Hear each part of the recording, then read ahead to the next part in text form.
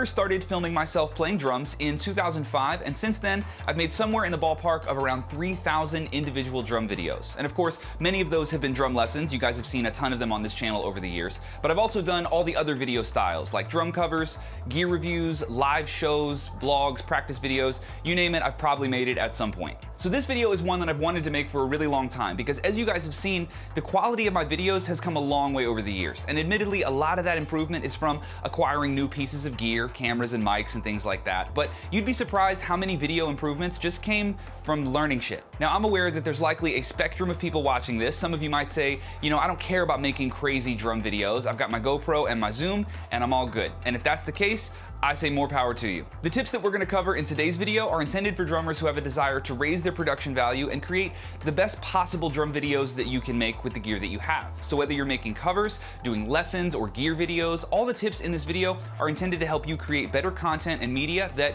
involves a drum set. Guys, we have a ton of info to cover in today's video, so let's hop straight into it. This is 10 tips for better drum videos.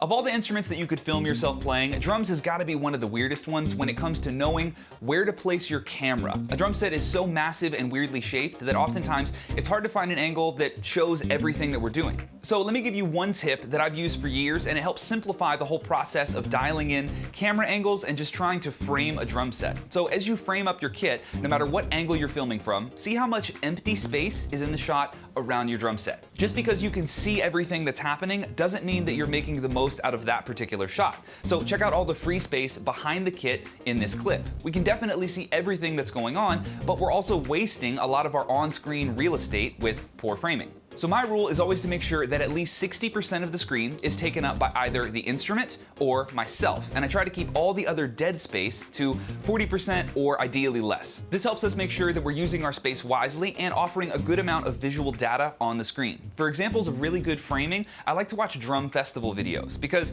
a drum festival is not an environment where you have a second chance to move that camera. So you'll find that drum festivals tend to pick some pretty safe camera angles that show everything the drummer's doing.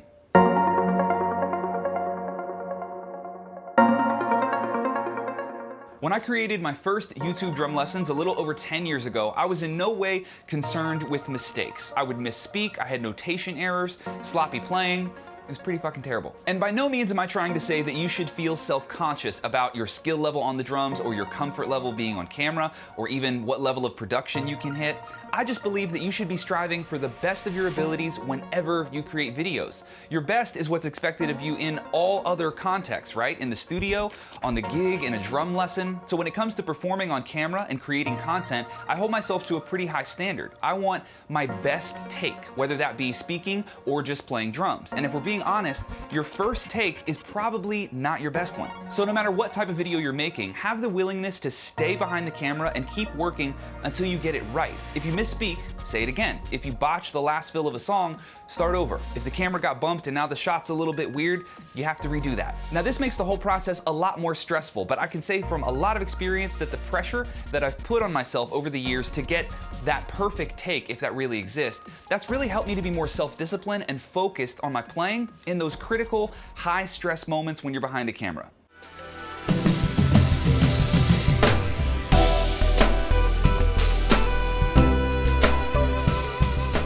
I know as well as anyone that sometimes that camera lens can just feel like a million people are watching you. And I think for most drummers, we tend to pay attention to the camera way more than we actually should. Being able to totally ignore that little red light is something that takes a lot of time, much like getting comfortable on stage in front of a large audience. So one thing you can do right away to get yourself acclimated to being on camera is leave that sucker on all the time. Of all the videos that I've created, there's probably triple that amount of footage that was recorded and then immediately deleted. I hit record on my cameras almost every time I'm in the studio, no matter what I'm doing, because I want to be on camera so much that I'm actually forgetting the camera's there altogether. And this is weirdly similar to playing with a metronome. What happens when you play with a click for long enough? It just disappears, right? Same thing happens with that little red light. We want to see that little red light so much that it really doesn't matter if it's there or not. And if none of this applies to you and you're totally comfortable on camera and always have been, you should probably brag about it in the comments because we all really want to hear about that.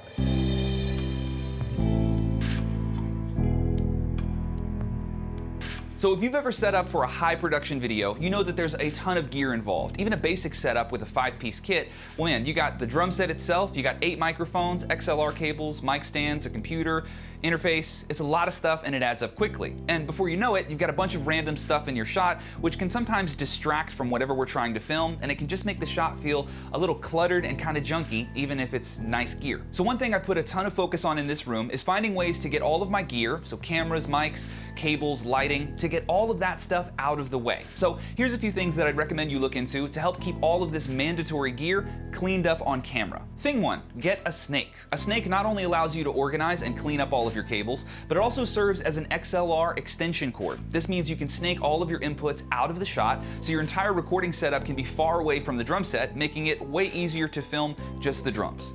Thing 2, use as little stands as you can. This means clipping your mics to your drums when possible, and consider ways that you can mount your other mics to eliminate stands. For example, I use 3 overhead mics in this room, but they're all suspended from the ceiling, so they're never seen on camera and there's no stands, they're just floating above the kit. I also have 3 LED panels above the kit, again, all mounted from the ceiling. You can imagine if I had stands for my 3 overheads and my 3 LED panels, well now I'm filming through a jungle of stands that surround my kit. So if you can think of some creative ways to mount things like that, it's going to save you a lot of real estate in the room. And thing 3, invest in cable organization. Little Velcro ties like these are awesome for just keeping all of your cables nice and tidy. But beyond these, you got to get labels for your cables, because a few weeks after setting up, you're not going to remember which XLR is which, and things can get really messy really quick. So definitely a worthwhile investment to label and organize all of your cables.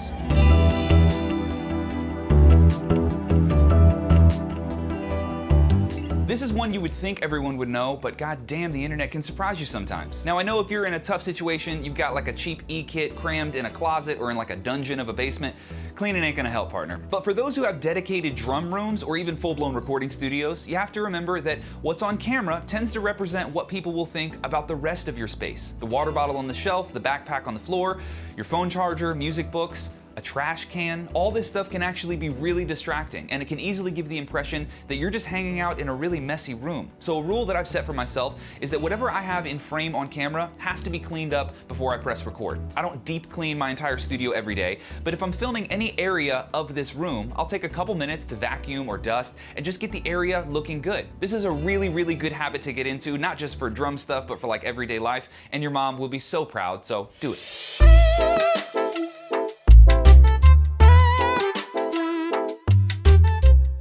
It's really easy to get caught in the trap of thinking that in order to have a really impressive drum video, you have to have expensive cameras and high-end microphones and interfaces.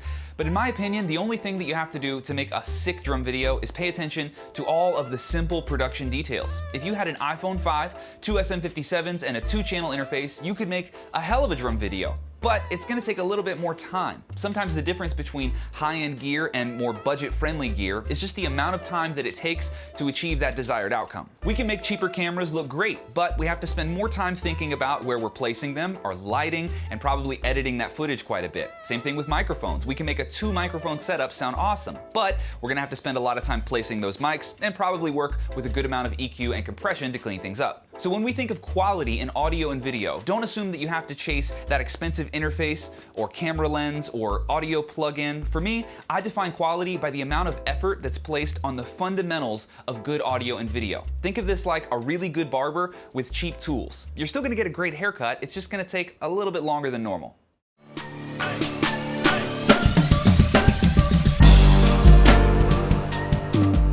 Being truly original in any creative industry is super tough. Before any of us started making drum videos, we were probably watching someone else's drum videos. We're also getting to the point where almost everything has already been done before. There's no new camera angles, there's no crazy snare sound that hasn't been heard before. And I know it stings to hear this, but we all steal from each other way more than we would like to admit. But as you're creating your content, whatever type of content that might be involving a drum set, it's really important to ask yourself where your ideas are coming from. Are you attempting to replicate replicate a camera angle that you saw someone else use? Are you trying to make your kit sound like someone else's? Are you structuring your lessons based off of someone else's teaching style? Are you decorating your drum room to look like someone else's studio? It's really easy to do all these things, and I think in some capacity we're all guilty of this. Stepping on someone's toes is not hard to do when you're working in such a tiny industry. But the thing to remember here is that it's not just about avoiding mimicking someone's style so you don't piss them off. It's way more about the long-term benefit of striving to be unique.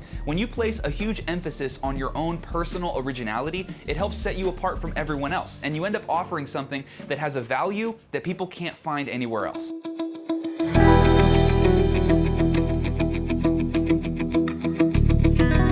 So I host a live social media masterclass every few months, and one of the things that we always spend time talking about in that class is branding. Branding yourself and your videos takes a lot of thought, time, and really it takes a lot of intention. But there is one thing you can do to really help establish a brand early on, and that's to keep all of your audio and video consistent. Offering your viewers familiarity is super important, and the quickest way to feel unfamiliar is to make dramatic changes from video to video. And of course, I'm not telling you that you can't experiment, but when you find that snare sound that works, or the paint color on the wall that looks good, or that perfect angle that you like to film your kit from, try to stick with it for a while. When your audio and video sound and look like your audio and video, it's so much easier for viewers to recognize your content. And this consistency goes a long way in creating an online identity and just a brand on camera.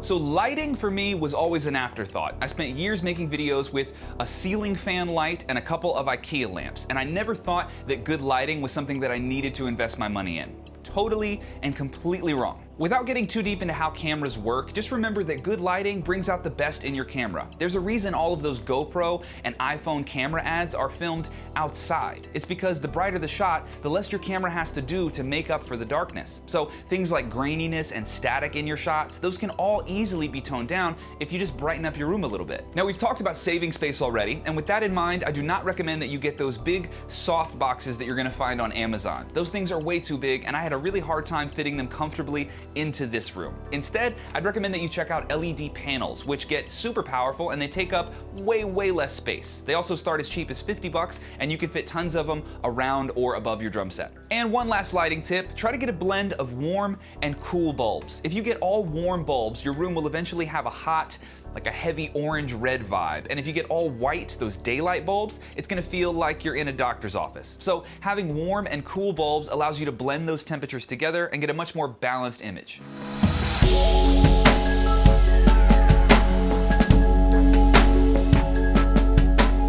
As a content creator, I often have those moments where I get a video and I think, this video will be the most badass thing that I have ever made. And I think that passion, that excitement for creating something new is amazing. It's not a feeling that you have every day, so when you get super inspired to create something, it can be really special. But I'm gonna stomp that fire out real quick because there's a danger in thinking that each new project you take on is gonna be your masterpiece. It's super likely that whatever you create today will contain something that you'll be laughing at in 2 or 3 years. Your taste is gonna change, you're gonna grow and improve, and you're gonna get better mics and cameras. So the idea that what you're creating right now will somehow be this career-defining piece of content, I mean, maybe that's true, but betting on that happening is not the right move. You can't assume that just because you spend weeks working on one project and it meant the world to you, that that's somehow now gonna blow up or get a bunch of attention and pay you back for all that effort.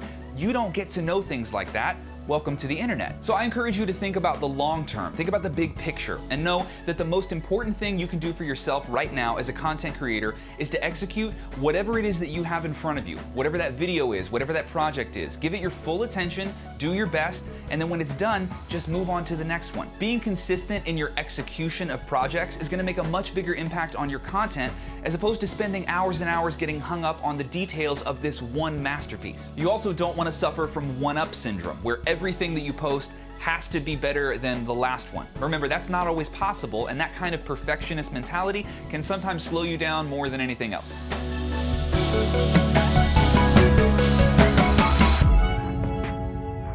All right, guys, that is all I have for you in this one. If you're looking for more lessons like this, come join me on OrlandoDrummer.com, where you'll find over 300 drum lessons waiting for you and a brand new drum lesson every Saturday morning. Thanks for watching, guys. I really appreciate it. Adam here, the Orlando Drummer, and I will catch you in the next lesson. Later.